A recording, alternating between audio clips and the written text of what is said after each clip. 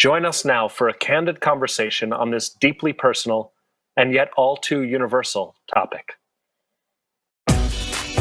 Please welcome President and CEO of Mental Health America, Paul Giaffrido, and President and CEO of Mental Health Center of Denver, Carl Clark, along with internet personality, actress, New York Times bestselling author, and food enthusiast, Hannah Hart.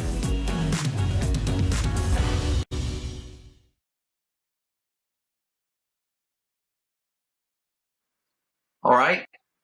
Welcome, everybody.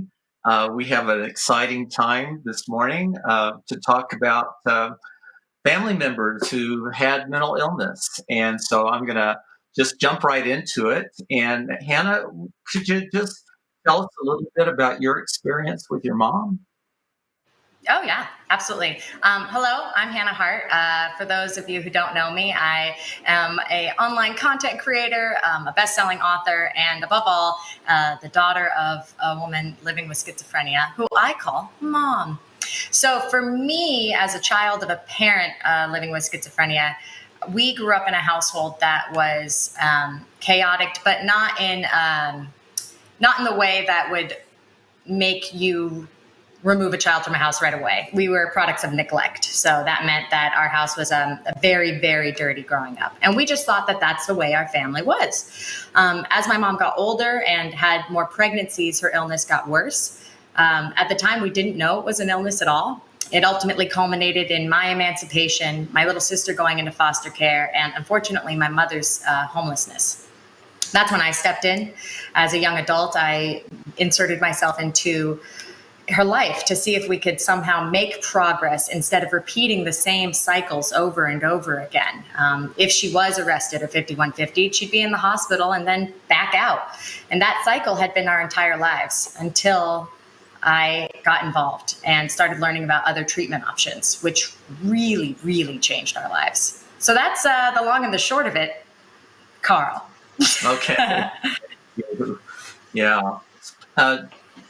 So, Paul, how about you? You want to talk about Tim? Sure. Tim is one of the most remarkable young men that I know. He's 35 years old right now and has been living pretty much on his own, frequently on the streets of San Francisco over the course of the last 15 years. Tim, who's my son, developed schizophrenia when he was about 5 years old. Of course, he didn't get diagnosed with schizophrenia until he was 16. And at that time, we experienced pretty much what so many families had experienced. We'd gone through years of uncertainty, years of poor diagnosis, misdiagnosis, even maltreatment and mistreatment of Tim. And as a result, it really turned the trajectory of Tim's life into a difficult direction. And as challenging as his adult years have been, I have found that I have learned a great deal from him and the patience with which he has borne the kinds of things that have been done to him and the kinds of choices that have been made for him. And so I've learned a lot from Tim. And I'm not going to say it's ever been easy either to have been a parent of a young child through his early years and teen years and young adult years with a serious mental illness like schizophrenia, or even that it's easy now as he lives 3,000 miles from me and I rarely hear from him, but I love him to death. And again, he's taught me so much, and I hope I've taught him a few things too. Yeah, I too grew up with a dad who has bipolar disorder, and like Tim, went undiagnosed for the longest time. I didn't even know that there was anything wrong with my dad. I thought all dads were full of abundant energy, and was so thankful when he finally did get treatment and finally sort of accepted the idea that he had an illness and started taking really good care of himself. So our family members, like anybody dealing with a mental illness, is so much more than their illness. So, Hannah, do you have any memories of your mom that stand out? Oh, yeah. I mean, my life is filled with memories of my mom. And, today we're at a really good and healthy place in our relationship because of the medication she's on. Something that I think we do as care providers, and at least what I've learned in educating myself more on is that giving someone the daily reality of confronting it, they may not have the insight into controlling their own level of awareness. And I'm speaking as if we all know exactly what I'm talking about. So forgive me if you don't understand what I mean when I say insight. I mean the self-awareness of your own condition. And so when we have these daily medications, we're basically handing people a little pill that says, here's everything that's ever gone wrong in your life. You're responsible for fixing it. It's all on you. And I know you don't believe me, but take it anyway. So for us, what was a huge game changer was actually using a long-acting injectable, which allowed us to kind of get ahead of those windows so it wouldn't continue the relapse cycle. Now my mom, we're on a family chat, we're on a group chat, and before, that would have never been possible, not because she wasn't technologically inclined, but rather because we couldn't have a simultaneous reality. We didn't share a reality. And for us, the experience that we've had with a long-acting injectable has been the most sustainable form of treatment our family has ever encountered in the course of almost 40 years. Not that I'm 40 yet, 33. Yeah, I see. So, Paul, what role do caregivers have, folks like us, in telling the story of maybe family members who haven't had the opportunity to tell their? Too many caregivers, too many parents, have been told it's our fault in some way. And, those of us who have sadly experienced in children serious illnesses that also were not mental health conditions, and we're never blamed for those, for the physical health conditions, have often found ourselves blamed either by being bad parents and ignoring things that everybody else seemed to think were self-evident, or not doing the things that we were supposed to do, right? And as a result, your child is doing poorly. I actually talked to a person last night for about an hour who was going through this with an adult son as well, these days in real time, and our stories are all so similar. And I think that what we need to understand is that there are a lot of experts in the room. I've often said that in, a doctor-patient relationship, the doctor's an expert with mile-wide expertise, but a foot deep on the patient, patient's mile deep and foot wide. The families also have a role to play. Caregivers have witnessed a lot, have seen a lot, can do a lot. And if involved well, can be very positive and have very positive impacts on people's lives. If I can just add to that, I want to say that first of all, I'm so grateful to you because you're so different from my mom's own.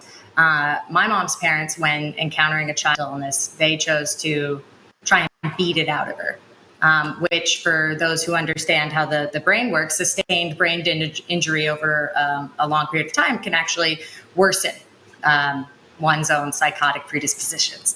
So I just want to thank you, Paul, for the love that you've shown your son, because that passes down through generations. I also want to say there's a great book called The Burden of Sympathy that's for caregivers. Excellent book about caregiving for mental. Another great one called Buffering, but that one's by me. That one too. Yeah. So I think probably all of us have experienced sort of discrimination that has happened to our family members because of their having an illness. I know for my dad, every time he went to the hospital early in his illness, he got fired because people didn't want somebody working that went to the psych ward. And work was very important to my dad. In fact, it was the key to his getting better. He was sort of struggling with the idea of, do I take a medicine or not take a medicine?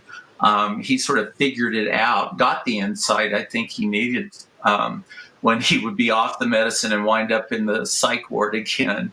And he really wanted to work and provide for the family. So when he really have this and I need to take this medication, he really got well. And I'm so grateful that I didn't lose my dad.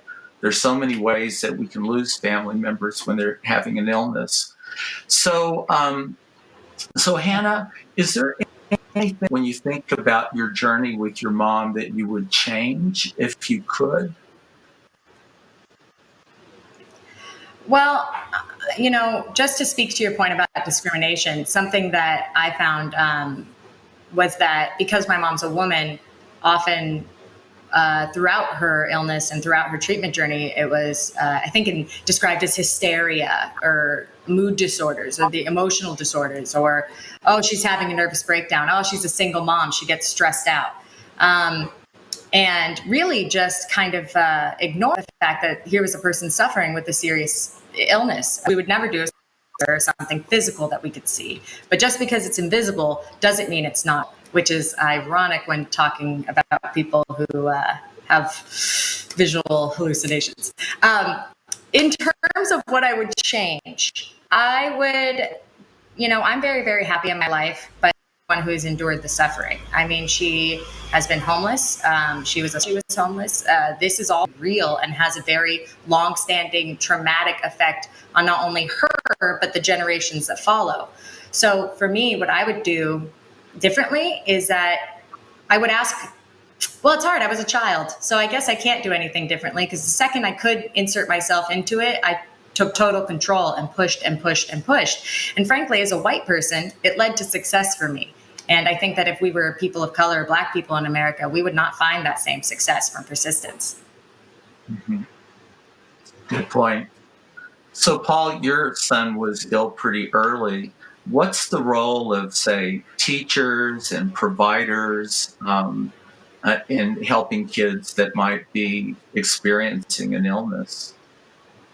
Well, I mean, don't get me started on this. And I want to pick up on Anna's last point here a little bit too, because, my son Tim happens to be Black, and he's also right now 6.5 feet tall, and a little scary for a lot of people who see him on the street the first time. Race matters, and Tim is treated differently, and frankly was treated differently in the schools from the way a white kid would have been treated. And that's notwithstanding the fact that I'd been mayor of my hometown. I kind of knew everybody in the school system. The fact of the matter is we do a lousy job of early identification. The teachers know what's going on. Kids like Tim know they're different. His friends knew what was going on. But to try to get special education services, for him to try to get him identified, for people who are really knowledgeable about that, took 3 years. So for me, it all goes back to the importance of early identification. I always talk about intervention before stage 4, not waiting till crisis occur, but actually making certain that all of our children, since half of mental illnesses emerge by the age of 14, are identified appropriately and given appropriate care, services, and supports. And we especially need to make sure that's happening for Black kids like Tim and for mixed race kids like my other kids, because we often treat white kids a whole lot differently without even realizing it from the way we treat everybody else. Yes, institutionalized racism is everywhere in our country. Hannah, did you want to add something? I just am really happy that we're at this stage in the conversation, because I think ultimately we're going to be able to provide a lot more people, a lot more care, which I think is a shared goal that we all have here. And from my family's experience, by pushing and pushing and pushing, and by making a stand, by not leaving the psych ward, by saying, like, this can't be the end of the road. What is out there? It wasn't until one doctor was like, well, we could try a long-acting injectable. And everything was easier after that. My mom goes to therapy every week. She's an active participant. She uses techniques that she learned in DBT. She uses the techniques that she has learned to communicate with us in a way that I just really thought was gone forever. And my mom has only been on this medication. My mom only been medicated in the course of her 60-year life for 4 years. Okay? So you have 56 years prior of worsening illness, worsening trauma, which doesn't make illness any better. Tell you what, being homeless is not going to improve your schizophrenia. And then after just 4 years on being on the right treatment, she's just so much more able to communicate her world with us. And that's all I've ever wanted. And to share my world with me. Mm-hmm. Yeah. So, Paul, what kind of supports do you point family members to when they need help?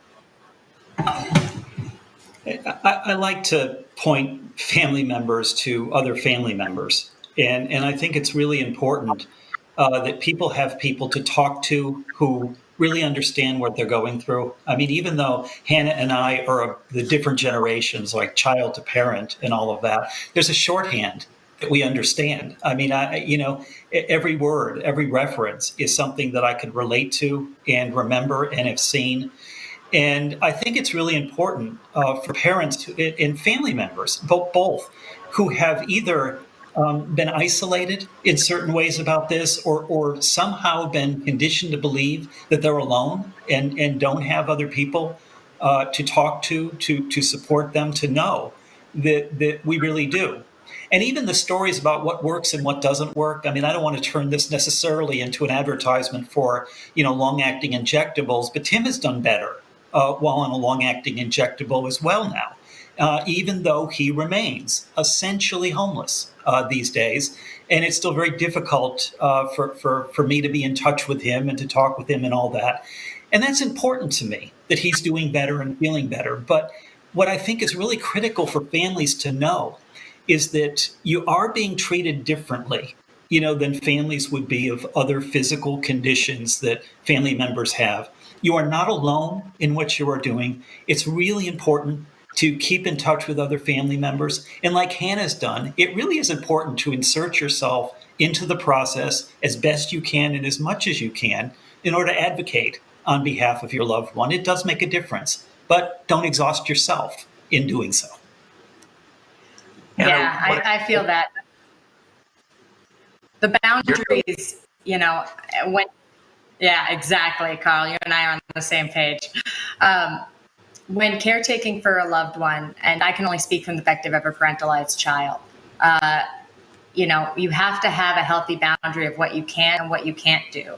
Because it's not just you, right? It's an entire system that needs to be reworked. It's not just you.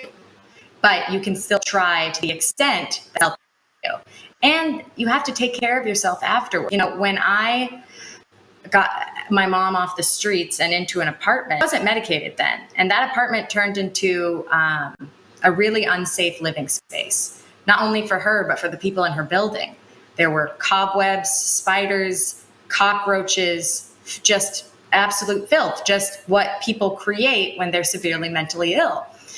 And my knowledge of that was so devastating, but not more devastating than the choice to leave her there. And that's kind of really what I used to motivate myself into really becoming a part of her treatment journey. I see. So you're right. There are systems in place that are not necessarily helpful. And Paul, you've spoken to this before about policies that are guided. What are the policies that we should be looking at today? Well, I think that one of the things we need to move forward with is something that Chuck essentially touched on at the beginning. We need to have more of the certified community behavioral health centers. We need to have more community-based programs out there that can do soup to nuts, that can provide comprehensive care services, that are integrated care services to people, like my son, like Hannah's mother, and like all of our families. And that was a pathway we were headed on back in the 1960s and 1970s. And as I say, my generation of policymakers, I was a state legislator in the 1980s and the federal legislature at that time as well, really moved us into an entirely different direction, which did nobody any good at all. And I think the second area that we really do need to focus in on is special education. So we've got to go back up to the front end and recognize that we're identifying fewer kids to provide services to them than we have at any time in the last 40 years in our particular area. And it's not because we have fewer kids with serious mental health problems. That's not the reason. It's not because we're a healthier community. It's because money talks. And neither the federal nor the state nor the local governments have wanted to put the dollars into special education to make certain that kids with serious mental health conditions that are just emergent can get all of the services they need right away. If you gave me community behavioral health centers and better identification and special education for kids, I would tell you that's 2/3 of the things we need to do. The other one is jobs. And, along with the housing, because everybody wants a job. Everybody wants to work. And my son has not been able to get a job or keep a job during his entire adult life. I know that center we have a program called To Succeed in Employment, and it's just about getting people jobs. And it's not the old-fashioned way of doing it where you just have limited choices. Like, do you want to be a janitor or work in the food industry? We really try to find out what they're interested in and then find jobs that they're interested in doing. And what we know is that people get better faster. It doesn't really matter how ill they are. If they want to try to get a job and they go out and go in that pathway, they get better. And one of the guys that I know, I was asking him about that, and he said, well, it's really kind of simple, Dr. Clark. When you're psychotic in your apartment by yourself, it doesn't really matter that much. But when you're psychotic and you're trying to do a job, it's like a big deal. And so I just thought that was just great insight into him taking care of himself. So I bet all of our family members have had interfaces with the criminal justice system in some way. What do we need to be doing there? Well, I'll jump in. I wanted to say, I'm not a policymaker, but as a caregiver and as a child of a person living with schizophrenia, I think what would be more helpful is to provide loved ones with avenues and treatment options. We're very protective of our rights. And so it was actually very difficult for me to insert myself into my mom's treatment plan. And so if there's a way to provide more information about treatments like the long-acting injectable or things that are once a month in terms of care, that would be great. And then we could find support. And then we could say, well, here's a pathway some people found. Here's a pathway other people found. And just create systems around the systems to be more effective. Because right now, the revolving door of arrest, hospitalization, and homelessness is not working for anyone at all. And unfortunately, with mental illnesses and psychoses such as these, it's not necessarily always safe for the family members to really insert themselves and be a part of their lives, which is why we need to provide information to those who are able to do it. Blink, blink. Yes. So I suspect all of us have run into this thing called confidentiality with healthcare providers. So, Paul, how do we navigate that?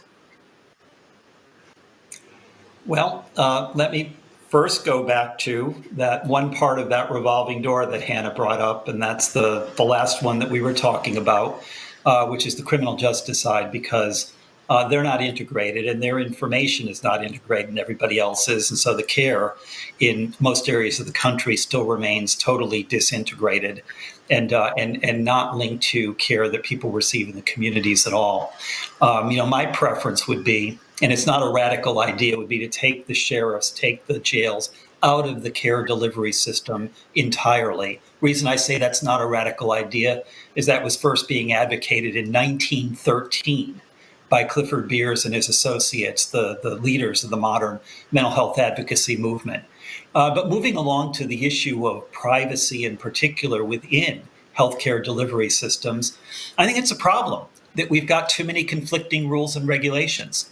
And there's a lot of people say we ought to do it one way, or HIPAA, we ought to do it another way, 42 CFR Part 2. Doesn't mean a thing to parents and patients, that argument. What we need to do is figure out a way to treat behavioral health conditions the same way we treat other conditions in the same kinds of places. We treat other conditions with the same rules, the same regulations, whatever makes you comfortable. But there's got to be one way of doing it, not multiple ways of doing it that make no sense to anybody, serve only to confuse providers and parents and patients, all three of them, in terms of what I'm supposed to say, to whom and when, under what conditions, and why and how come, and why isn't it that we can't make sense of this world? It's a crazy world we're living in. It's no wonder that so many of us react to it in ways that don't make sense to others. Yeah. I just got to say, Paul, I really personally strongly agree. And, my mom is nonviolent, which is a real blessing. And as a child herself who was a victim of domestic violence and a survivor of alcoholism, her mom was an alcoholic and would, slam her head with a car door. I mean, it was just really monstrous. But my mom never laid a hand on me, not once. And so here you have a nonviolent mentally ill person who is still being arrested, but not for vagrancy, right? Or for any kind of like a public outburst. But they're absolutely going to provide no harm to anyone. They're just crying out because that's how desperate their need is. And I remember when I was a kid, we would have cops come to our house pretty regularly. And it was never helpful at all. Nothing ever changed. And really, as I got older, before I was emancipated, I would say to the police officers, like, what does it take for something to change? Like, we're really struggling. And they said, well, call us when someone's bleeding. And that, as a 15-year-old, shook me to my core because it seemed very reactive and not proactive, which, not to come back, but honestly, the long-acting injectable feels proactive because it gives them a longer runway to get used to making sense of the world around them, as opposed to a daily choice. As someone who has to take their own daily medication, is hard because of stigma. Soapbox complete. So, Paul and Hannah, both, I've been on both sides of this, right? I've been advocating for my dad and his treatment as a son, and then I'm a psychiatrist. So what I tell families to do is that, yes, there's a bunch of rules out there about confidentiality, but there's no rule that says you can't tell that provider what you think they need to know. So I've even said to folks, it's like, call the provider and they'll say something like, I can't even acknowledge whether that person is coming to this clinic or not. And you say, I know you can't do that, and I'm not asking you to do that, but what I am asking you to do is to listen to what I have to tell you about my dad, and then you just tell them, right? So I think it's a strong way to advocate. And we've got a bumpy road ahead as long as we have these kind of very restricted confidentiality rules. I certainly believe right to confidentiality, but at the same time, when a right bears their right to good treatment, then that's a real problem. So, Hannah, with all this, what's been the most rewarding for you? So many things. That's a great question, actually. And it's kind of like taking me back because I'm like, oh, well, I guess it's given us a chance to be a family. I used to tell my friends who had absolutely no idea what it was like to lose a loved one to illness and I would say, well, it's like I have a zombie. And if I go too close, they'll try and bite me. So I just have to keep loving a zombie, And they'd be like, oh, okay. And I would try and describe it like grief that never ended because she hadn't passed. So that being changed is what's most rewarding. I have my mom back. I have someone that my partner, my fiance, can have conversations with. I have someone that we can invite for Christmas. I remember in my earliest moments of childhood that would paint with us and sit with us and play with us and play with us. Because when you're a child, you're not looking around at how dirty your house is or if the dishes have stacked up from the sink to the floor. As a child, you're looking at your parent and you're playing with them.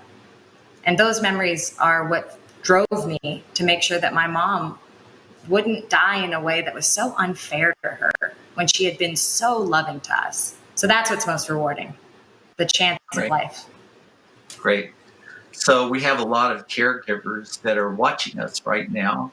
So what are the things, start with you, that you've found to be helpful for yourself? For both of us? Me and Paul? Yes. Yeah. Go first. Okay. Lots of therapy. Knowing people like Paul exist. Again, this book, Burden of Sympathy, is really great because it's a bunch of case studies. And I read that in college, and that made me realize my mother had a mental illness and I was a caretaker because guess what? Nobody just sent me a letter, like from Hogwarts saying, hey, Hannah, turns out your mom's got a mental illness and you're a caretaker. Sorry, guys, I moved. So I think that has been most helpful. And then honestly, I'm working through my own PTSD because when you are raised in an environment that's unsafe, you have to break the cycle yourself. And my mom gave me the gift of breaking the cycle of violence. And I'm going to give the next generation that comes after me the gift of breaking the cycle of neglect. So really kind of just focusing on making sure that I don't lose myself in the process of caring for another. And I'm going to pay you, Hannah, and you, Carl, the same compliment Hannah paid me. It's knowing people like you both exist and the kinds of things that you do and the work that you do is really important to me. I tell people all the time, the most important thing that you can do as a caregiver is to take care of yourself. And what you find is then, lots of little rewards throughout the day, lots of happy moments that you can latch onto and hold on to during the not so happy times.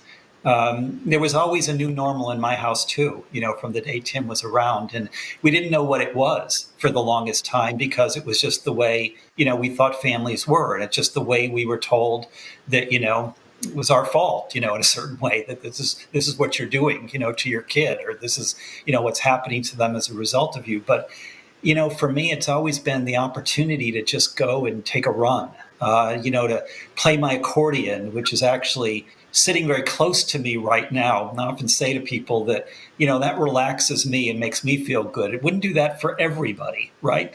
Mostly it would frustrate people, either to play it and for some people to listen to it. But for me, it matters. And I think that for so many caregivers, just understanding, as Hannah said, who you are, and what is central to you and what has meaning for you and purpose for you and what gives you comfort and joy and hope. It's simply finding those things. And they can get us through so many of the pebbles along the way in our journey.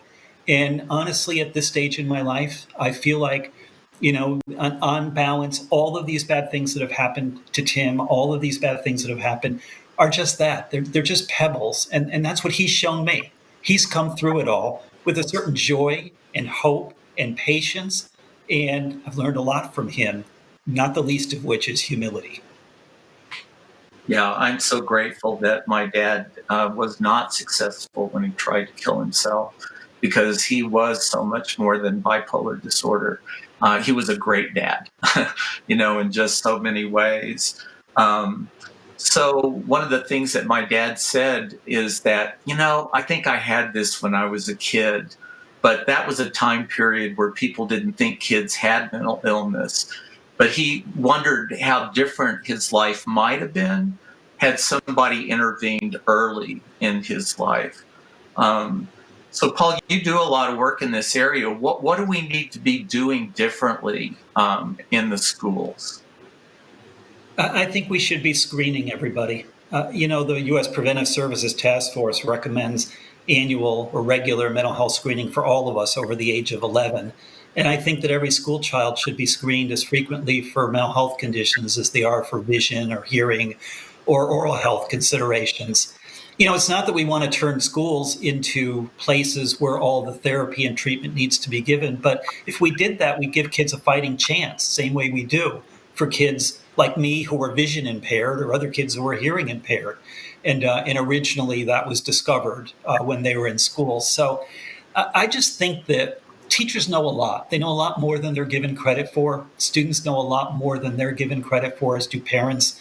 And it's out of that relationship, I think that we could make a huge difference. So I would screen kids, and then I would really upgrade our special education services.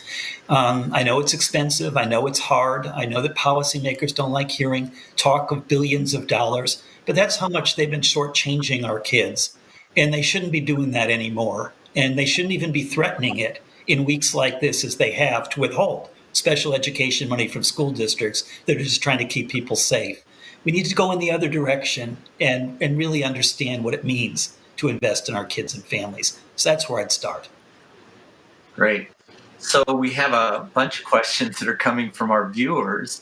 So I think I'm going to switch to some of those. And one of the questions is, how do we convince somebody to try an injectable?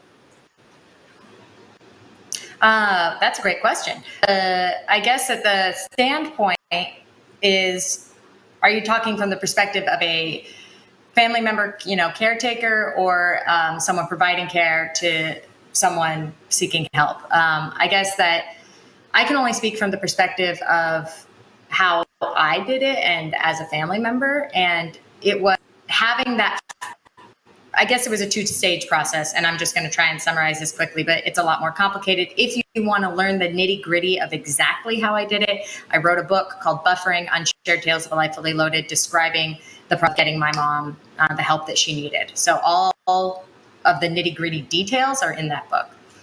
So the long and the short of it, though, is I had a record of her history. Not like an official record, but just keeping track of the things that had been tried in the past. So first step was convincing the doctor, or rather informing the doctor that, hey, we have tried all these things and clearly none of it's working. She's on and it's just getting worse. So shouldn't we try different treatments? And that's when they introduced to me the long-acting injectable. So once I had that information, I used the trust between my mother and I, which was, honestly, it was something that I really had to build and maintain. Every member of our family abandoned my mom. Every single one. My sister hadn't talked to her 4 years. Her own mother hadn't talked to her in 20. Every single member of our family abandoned my mom. I was the last person holding on to someone falling off a boat, So because of that trust, my mom knew that even if it didn't work, she'd still have me. And that's what I wanted to make clear. I was like, can you give me this one try? And she was in a moment of stability long enough to say yes. And we really seized that moment. But I'm not going to sit here and pretend like it's easy. But I will say that we have not had an interruption in her medication since we switched to a long-acting injectable. And that, if you know what I'm talking about, wow, that's a game changer. Yep. Paul? Yeah, I know what Hannah's talking about, because try to give, your homeless son pills, right? And he's not hanging on to anything, and he's supposed to go pick up the pills and see what the result is you get after a day or two. In our case, I think it was, and Hannah touched on some of this too, it was a question of, it's not just convincing the individual like Tim, who decided to do an injectable largely because, he wasn't getting results from anything else. But it was convincing the doctors, first of all, to do it when they became available, because they were a little uncertain, and they were uncertain about the use of injectables, with Tim also self-medicating. If he was going to be self-medicating, that was an issue that was kind of a red herring that was sort of thrown out there that really didn't matter. It's convincing making family members aware that they exist and that they are available. And it's also making insurance companies aware that they should pay for these things and cover them, because they're going to be cheaper in the short run, in the mid run, we'll say, and the long run, even if they cost a little more, per dose. And I think that's, it's the big three, it's providers, it's the patients, it's the family, I guess big four, right? And the insurance company is the big one out there, making certain that they just push them a little bit too as an option. And again, as long as everybody understands, we're talking choices, options all the time here. That's empowering, that matters. And we can all have good, solid conversations about the best options for us at any given time. I know as a psychiatrist, our field, we have in the past considered injections like the last option as opposed to the first option. And it's a that we've had. There are other countries where People are offered long-acting injectables at the very beginning of their illness, and they talk about the convenience of it, right? And you spoke to this, Hannah, it's like, do you want to take this pill every day or multiple times a day, or do you want to get a shot like once a month? And for a lot of people, they like that convenience, right? It's like, I'm not having that constant reminder every time I take one of these tablets that I'm dealing with an illness. So you can do a better job all the way around at making sure that people understand all their options in treatment from the very beginning. So another question from the audience is, how do you balance your time as a caretaker? Well, according to my future wife, not well, but I'm working on it. No, I've gotten a lot better. Now that she's actually able to take care of herself, it is given me the freedom to do the self-care and my own trauma work that I haven't touched in my life. So I think that the balance was easier to find once a sustainable system in place. And, like I said, it's only been 4 years. First time after 4 years, I'm starting to relax a little. Yesterday, I didn't hear from mom on our group chat all day. And the familiar panic of the 1 a.m., 2 a.m., 3 a.m. phone calls from a payphone was there. I was like, oh my God, what happened? What's falling apart? And I texted my mom. I was like, Mom, how you doing? And she was like, oh, great. I got my biblical archaeology review today and signed up for the Smithsonian magazine. How are you? And I was like, oh, she just was having a good day. That's why she didn't call, not a bad one. And that has given me the freedom to start to balance my time. It's a work in progress, a lesson I'm currently trying to learn. Yeah. Paul, how about you? Yeah, it's a work in progress for all of us, and I think that the stress and the post-traumatic stress that caregivers have felt is very real. I mean, my diagnosis, after 20 years of being a caregiver for Tim, was anxiety disorder, and happened with just a sudden panic attack that people thought was a heart attack. And it's one of those things that kind of reminds you that these things are very real, and we're often thought or told as caregivers that you're taking care of that other person, they're more important. We tell ourselves this, but we have to take care of ourselves, and we have to try to take care of ourselves on every given day. And so for me, this whole balancing, I mean, the things that I say that I do today, this running, this accordion playing, these are things I did when I was a kid. These are things I did when I had my kids and they were little, even through those rough times. There are things I continue to do now. It isn't easy. It isn't easy stealing those 5 minutes for yourself in times of crisis. But those 5 minutes can become full days, as Hannah said, when things begin to become more hopeful. And we just need to remember that there's always hope, and things can improve, and recovery does happen, but through all those bad times, to just keep reminding us there are people out there who can help. There are providers out there. There are families out there. There are peers out there. There are parents out there. There's kids out there. There's people who can help, and knowing we're not alone is a big deal. I just want to say, just because that really resonates, that in the long term, by providing regular care and having this system that works, it benefits all of the major players involved, including the insurance companies, et cetera. So I just wanted to say that my mom is more consistent on this medication than any pill she was ever given, which has led to 4 years of this medication, which ultimately long-term, as Paul said, is one's best interest. So I think that we have a lot of thinking we need to let go of, and that's going to actually enable us all to have what we all want. So this next question, I think this next question I'm going to field myself, and you guys can chime in. Stigma aside, do you feel mental illness is more prevalent now, or do you think we are more adept at identifying it? So I'm going to put my psychiatrist hat on here. And so the illnesses are not more than they've been in the past. That being said, when you have the stress of something like a pandemic, the illnesses come out sooner than it's a very stressful time for people. We see more anxiety, we see more depression. It doesn't mean the prevalence or the existence of the illnesses have increased, but their presentation goes way up. So there's that part of it. And the second part is we are better at identifying illnesses than we have in the past.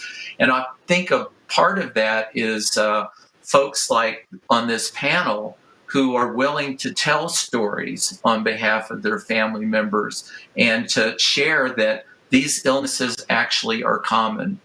1 out of 5 people are dealing with a mental illness or some substance misuse disorder at any given time. And of those folks, only 2 out of 5 are actually getting the help that they need. So we've got a lot to do in that area. Hannah or Paul, do you want to add anything? I could add one thing to this, and that is that to underscore something you said, Carl, and something that we're tracking at Mental Health America, because we do have an online screening program, and about 5.5 million people have taken a screen, about 500,000 of those just in the last couple months. So we're getting a lot of real-time data, and it does look like the pandemic may be having an even stronger influence than what you've described. What you've described is absolutely there, but we're worrying that the numbers are also increasing because of this additional factor. We know, trauma is a factor in the development of mental health conditions, mental illnesses.